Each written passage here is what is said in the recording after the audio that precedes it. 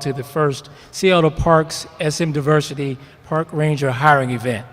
Hopefully everyone had a chance to enjoy some food here in person, and also like to thank the audience online as well. And hopefully you're comfortable at home in your home office and looking forward to this event. So as we go through this event, what we've done is taken up a few questions from the audience, and questions have been submitted for our panelists here. And what we'll do in the beginning, I will allow each one of our panelists to introduce themselves. And also I want to make note that online, this program is captioned and also being interpreted in American Sign Language as well. So I'll take a moment and let our gentlemen introduce themselves, and I'll just go to my right here. Thank you, Tyrone. Good evening, everyone. My name is Markeith Blacksher. I'm the Parks and Environment Director. And my name is Marlon Teeters, and I'm the Security Manager for Seattle Parks. Good evening. My name is John Hanga. I'm the Emergency Management and Park Security Manager. Thank you, John. And also, AP, hopefully you're online, you can hear me as well, if you would like to introduce yourself. Sure, absolutely. Good evening, everyone. My name's AP Diaz. I'm the Interim Superintendent for Seattle Recreation and Parks, and happy to be with you this evening. Thank you. So with that round, I'd like to thank the panelists for being here and looking forward to your questions and my questions and your answers. AP, I'm going to turn it back over to you for an opening statement, and then what we'll do, we'll follow up with the Q&A questions after that. Excellent. Can you all hear me? Yes, thank you. Perfect.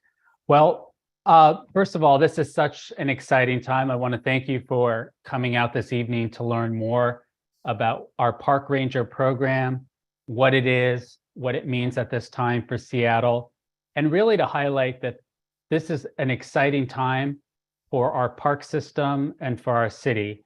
If you know about Seattle parks, we have approximately 500 unique assets around the city of Seattle that encompass pocket parks, urban environment parks, natural reserves, beaches, lakeshore areas, urban forest, a variety of play centers.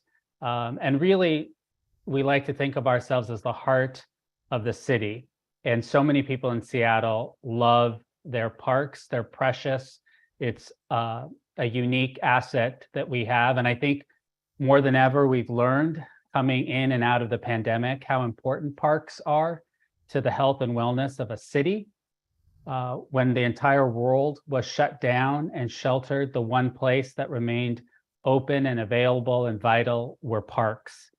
And I'm looking forward to working with our team to amplify the narrative that parks are essential infrastructure to a city, just as important as bridges and highways.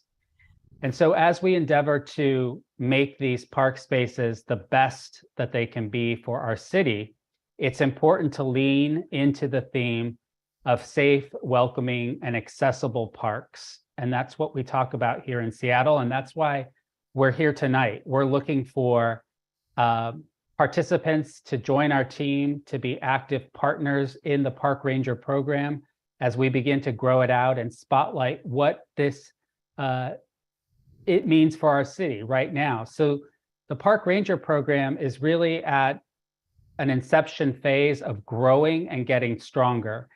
You can see one of our Ranger team members on our stage tonight. We have a few in our cadre that work with our security team, our park ambassadors, people that are on the ground every day in our park system to be welcoming people so that we can really reach out to one another. And what's new about this program and what we want to highlight here tonight is that parks really thrive when they are active. And the more that parks are active, the more that they're safe. And activity comes in a variety of forms. Sometimes in an urban environment, it might be social interactions, games, music, special festivals. In more of our urban settings, we might actually take recreation into the street and do programming that uses activation through recreational purposes. And then in some of our more regional parks or our areas along the coast or the lakes or in the forest. That's where people want to go to sort of get away from the city and get into nature and have times to run or meditate or have a picnic and enjoy their family. And what we envision for the Park Ranger program is a well-balanced group of individual people who first and foremost love parks and are passionate about what they provide to the city and who are excited to join us in this messaging that parks are the heart of the city, and we're looking for individuals that love parks and want to help carry that message forward. We also want to empower all of our employees to realize just how important they are in service to the city. A lot of the encounters that people have when they come to Seattle, when they come and visit, whether they're residents or tourists, or they're coming from other parts of the city or the suburbs or other parts of the state, they often interact with our parks because our parks are attractive. They're among the top 10 what to do things in Seattle, usually involve 3 or 4 park sites. So it's really important that when individuals get to the parks, they first and foremost see a park system that's well maintained, that's clean, that looks inviting and attractive, and a place where you want to go. And that's why our Parks and Environment Division, our director, Markeith, is here tonight. That's what he and his team do every single day. The second prong is people want to feel like they belong and that there's no exclusion. The great thing about parks is they require no special status or membership. They're open to every single person in the city, regardless of where you live. So we're really working to make our parks more equitable in our parts of the city so that people get away from thinking that in one area you'll find more well-maintained or better activated parks, and in other parts of the cities you won't. And we're trying to rewrite historical injustice and working hard to do that. But we also want people to feel like they can go to any park in any part of the city, regardless of where they live, and feel welcomed. And lastly, that there's a sense of security among public safety. We want to be able to take our children to parks and to feel comfortable and safe. We want to know that our aging parents can meet in the park by themselves and enjoy serenity and not be accosted by individuals who are out to disrupt, right? We want to know that we can join our friends to play at Cal Anderson Park under the lights at 10:30 at night, and that it's going to be a family-friendly, safe environment. And so our rangers also lead out on this system of education of our park code conduct, enforcement of our rules, and also just ensuring that people have a welcoming face also. We envision rangers to be accessible, very much a part of the parks, that they're working, getting to know the public and reaching out. And so that's a snapshot of what our program is.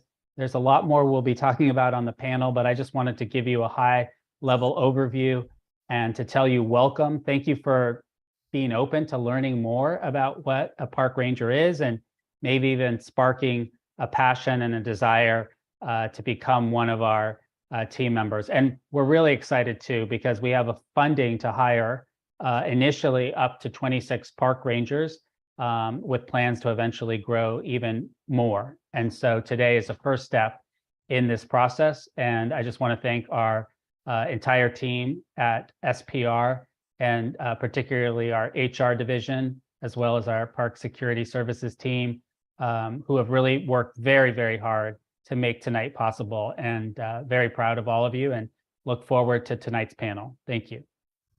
Thank you, AP.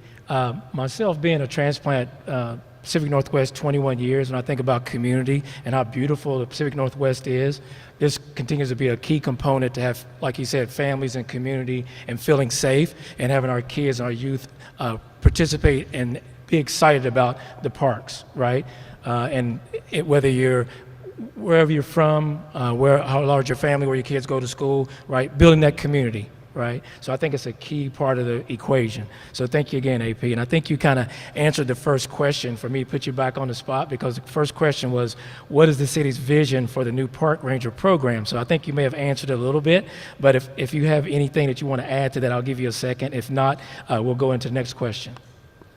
Yeah, thank you. I think let's go into the next question because I spent a little bit of time there, but I think you heard the vision of both our department and Mayor Harrell, who has been a champion, as well as members of our council for really increasing our funding to do more and to have the ability to hire. So yeah, thank you. Great, thank you. So Markeith, I'll put you on the spot next. And the question that we have is, what type of authority will the park rangers have? So, thank you. The Rangers are going to basically operate under 3 pillars, and that's education, engagement, and enforcement. Their role is to create a safe and welcoming environment for folks that come out and use the parks. So, Thank you. John, I'll ask you the next question. What parks will the Rangers be assigned to, and how will they operate on a daily basis? Thanks, Tyrone. The park rangers will work in pairs, either on foot, bicycles, or vehicles, depending on the location. And they're going to have 3 different shifts. The 3 daily shifts, we have the first one starts at 6 a.m. to 4:30 p.m. The second shift starts at 8:30 a.m. to 7 p.m. And then our third shift starts at 10:30 to 9 p.m. And then the Rangers will either have a Sunday to Wednesday work schedule or a Wednesday to Saturday work schedule.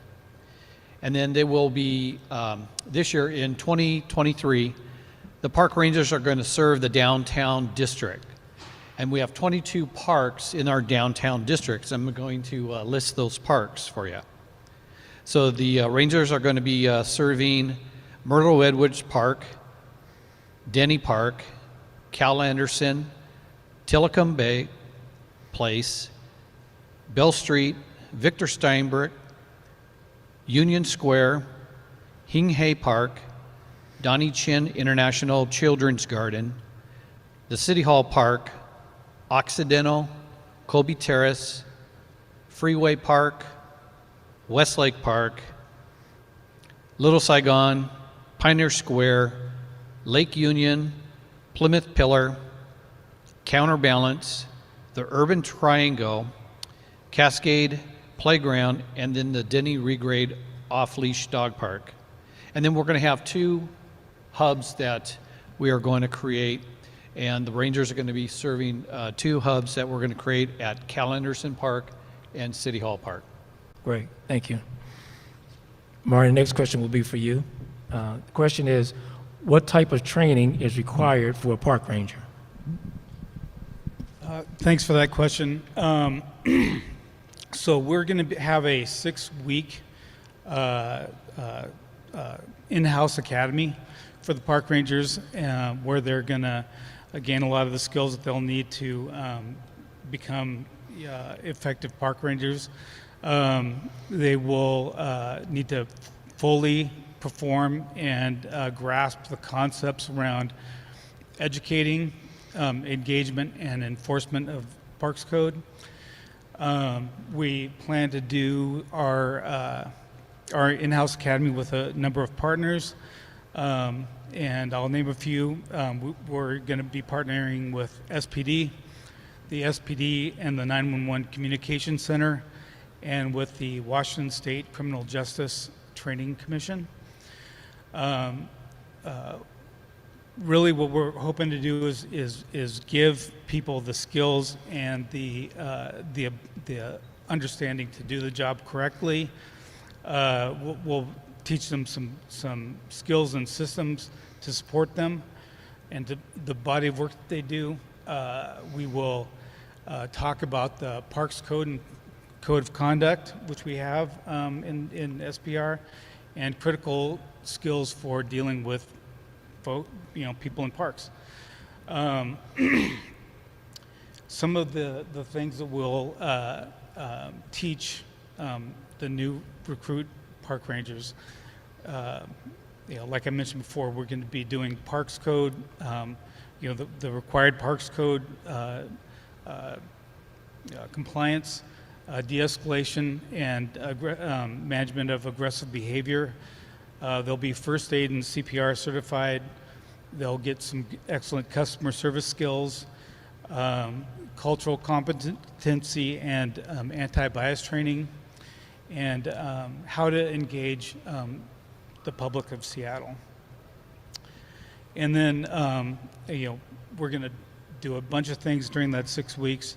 Some of it's going to involve doing ride-alongs and getting some experience from people who are already doing the job, developing some navigational skills, and really, how to address people so that they want to comply with our parks codes.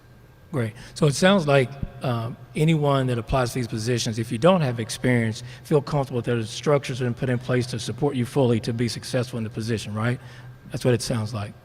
Well, we're going to be doing the 6-week in-house training, but I will also add that there are a lot of other trainings that we'll do throughout the year. The parks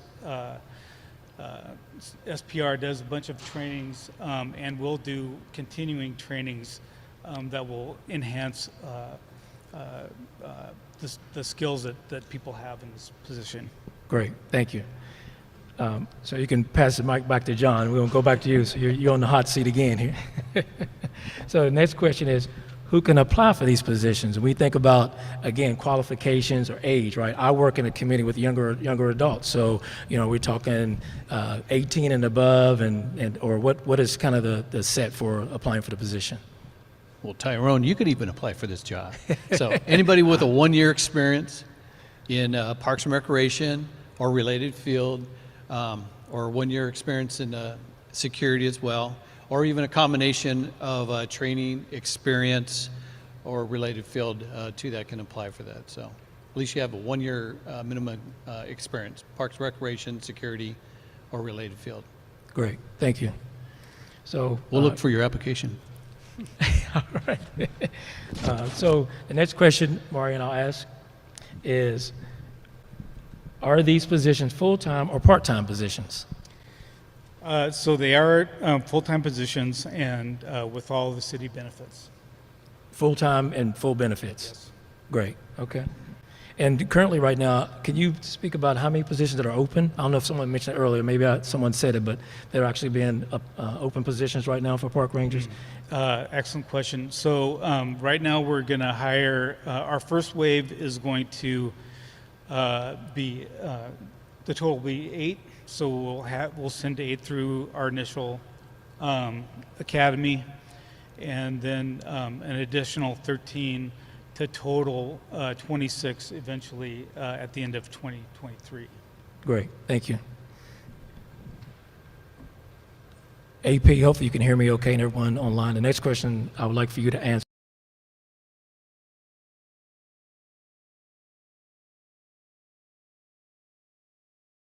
Department officers when responding to illegal issues. Great. Can you hear me? Yes. Excellent. So, park rangers are going to be patrolling in our parks, focusing on our park code. So in the city of Seattle, we have our own rules of conduct and regulations for our park system. And our park code delineates the types of activities that park rangers will be focusing their efforts on. Some of these include drinking in public, amplified noise, off-leash dogs, vandalism, other sort of nuisance activities going on with the park system. Park rangers are not sworn law enforcement authority, and therefore they will not be required, nor will they be asked to respond to any acts of violence that at the police level requires intervention from the Seattle Police Department, who is the primary area of responsibility over our more serious crimes. However, I will state that our park rangers will be trained and equipped to have direct communication lines to our park system, to our police department, to our fire department, should there be an event or an activity going on that requires an EMS response, paramedics, the fire department, We want to train our rangers and have close collaborations with our public safety partners in the city to ensure two things. One, that our park rangers are equipped to access immediate resources when needed. The same way that if a park ranger comes on a water system that's malfunctioning, or a community center that has been vandalized or appears to be in some form of disarray, they will have direct access and training on how to contact someone in our facilities division after hours, how to contact people in our parks and environment division. So we're really going to equip them with an array of tools to be those sort of first line ambassadors, responders, and people who intervene to find the right solutions if they can't handle those situations themselves. But second, and really important, is for our own park ranger safety. It's important that when we place park rangers in the field, that they feel safe themselves, that they know their limitations, that they're trained on how to do proper responses and how to make referrals. So the ability for both is really important. And I just want to highlight what the park rangers are and what the park rangers are not. And lastly, let me just say that on some of the positives, park rangers are not just meant to be enforcers of the code. There's these 3 E's that we talk about. There's education, engagement, and enforcement.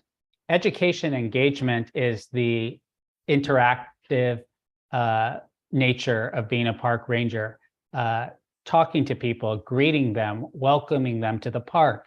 If they see somebody might need help with something, offering service. Is there something we can help you with? Looks like you might be having trouble finding your way to the parking lot or to the park ambassador stand, or looks like you may have trouble getting your bag across the street. Can we help you? So very much an interactive process. We also want people to be there and to have a welcoming sense, and to know that our park rangers are there primarily, first and foremost, to be sort of this, we use this term ambassador, but really to be a representative of our entire department in the field, in the park system. So that's the role of the rangers. Great. It just sounds like it takes a lot of collaboration, right? A lot of information in the right places for everyone to be aware of how things are being addressed, whether it's criminal activity or cleaning of the park and maintaining the park, and using all the resources to remediate any issues that may be in the park at the time. So I think it's very thorough. I think it's a good indication of the success of the program. Once everything gets started, we hire for those positions. So we're looking forward to that. So the next question, Markeith, I'll ask you, and it will be, how can we get park rangers to patrol in my neighborhood? Okay. So as for now, the park rangers can only patrol downtown. This is due to an agreement with the SPD, the Policemen's Guild. That agreement has been worked on and negotiated, so we hope to have this program changed, or this situation changed, where they can patrol in your neighborhood. As for now, if there's any concerns or issues, we suggest that you dial 911. So those conversations are being held. held right now. Yeah. Okay. So the expectation is by 2024, if I'm correct, that we'll be able to patrol outside of downtown. Good. Thank you. So the next question, Marion, will be for you. And the next question is, what is included in park ranger training? I know you alluded to that a little bit earlier, but if anything specific you thought may have left out. Yeah, so I have You're some pretty thorough the I have previous some time. So. specific answers for that. So management of aggressive behavior is a really a super important one, and it's exactly how it sounds. You're managing somebody who is aggressive, and so being able to do that is a key skill to have, and so everybody who goes through the program is going to be an instructor level management of aggressive behavior instructor. Yeah. Then they'll have crisis intervention training. Initially, they're going to start with an 8-hour training, but highly encouraged to get that 40-hour training. dealing with people in crisis. Defensive driving, parks code enforcement, and operations and field work. So, Thank you. John, next question will be for you. How will SPR work with SPD when cooperation is needed? And I think AP might have answered some of those questions, but again, if you have anything you want to add to that. Yeah, no, good question. We want to make sure that the park rangers have the proper equipment and the resources to be able to contact the right folks, especially if they need assistance. So the park rangers will have direct communication with the new Seattle Communication Center, which is the old 911 dispatch center of Seattle Police Department.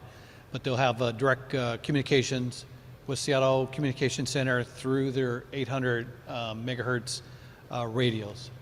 So they'll be able to contact the communications center if they need assistance or if they need to call out the fire department or anything like that. But they'll be able to have direct communications with the dispatch center. Great, thank you. AP, I'm going to direct the next question to you if you can hear me. And I know this has been kind of a big concern for Seattle over the last several years, even more so here recently, as far as related to our parks in downtown Seattle. But the next question is, how will park rangers deal with the homelessness crisis?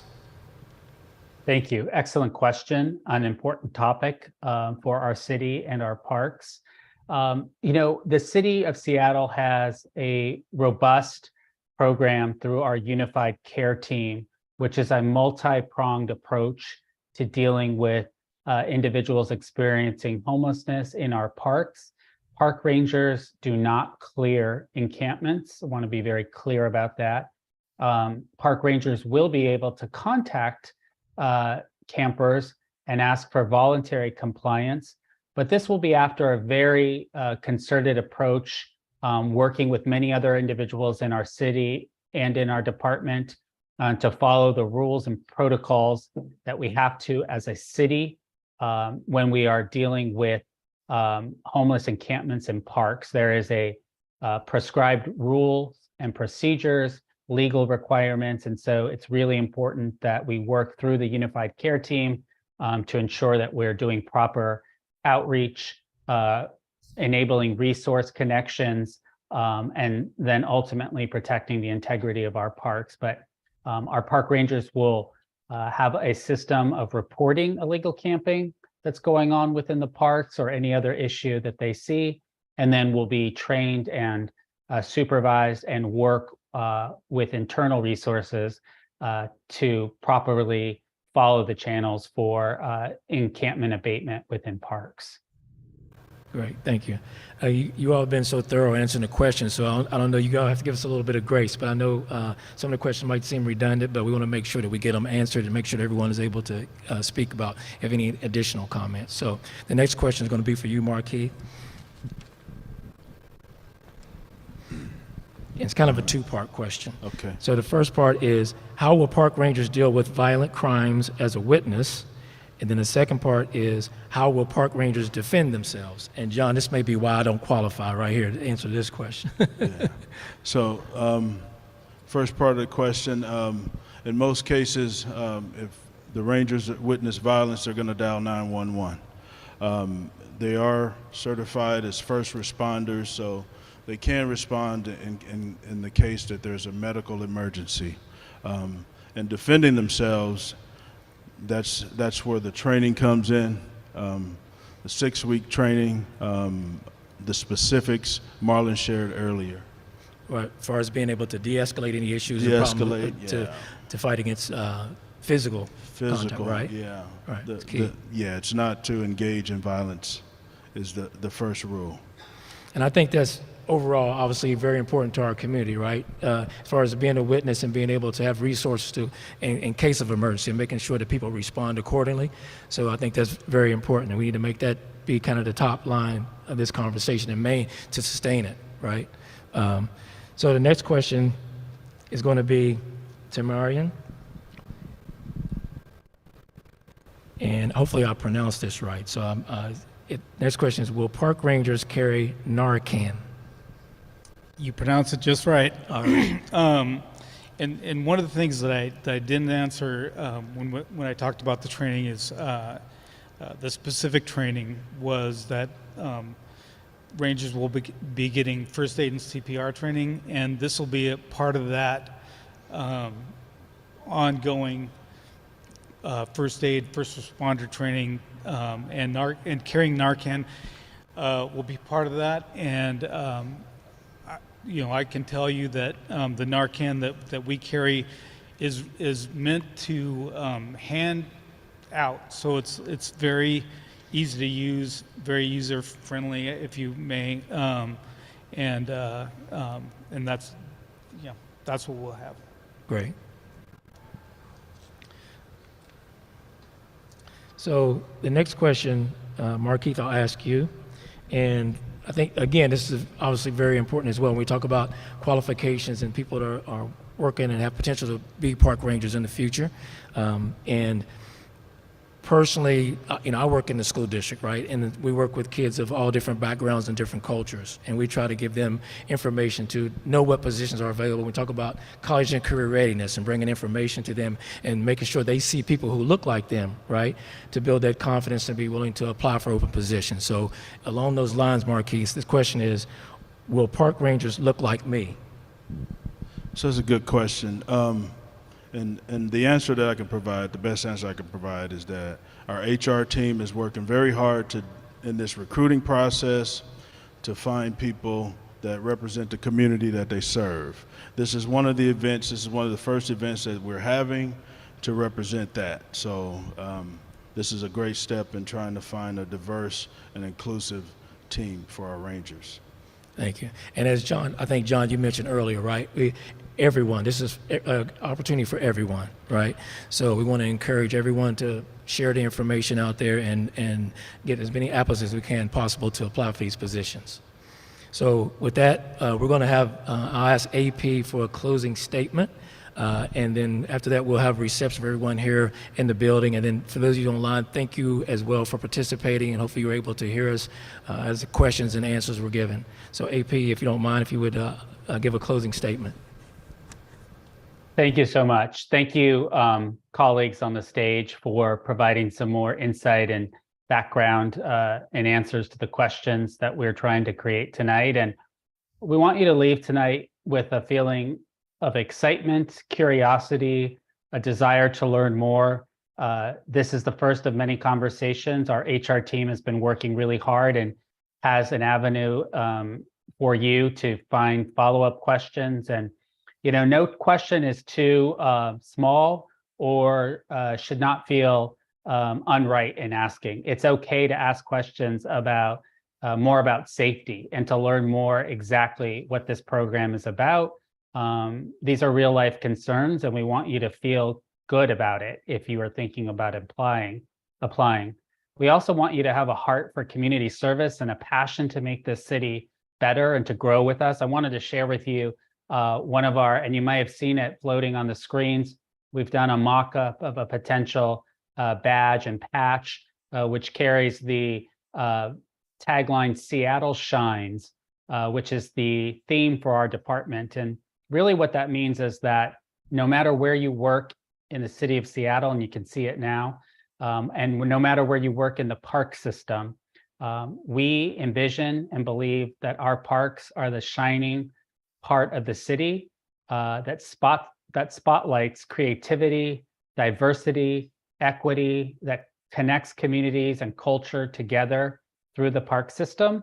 And even in Seattle's rainy and cloudy days, our park system still shines through to provide that respite in those places of comfort and the ability to get out and away from the stresses of the city and daily life. So we're leaning in and leading on that. And our park rangers are going to be a shining example of the best of the park system. And we look forward to you potentially one day joining our team and helping us grow this pivotal program at a pivotal time for the future of Seattle. So I want to thank you so much for coming out, and please learn more, chat with people, follow up, and put in an application if you think this is the right job for you. So thank you so much, everyone. We're super excited for this. Thank you, AP. Again, thank you everyone for being here in person. Thank you everyone for being online. I want to thank our panelists. I want to thank Jefferson Recreation and Parks and everyone who put on this event. And again, I think it will have some success making sure that people have the information to apply for these positions. Thank you. Thank you.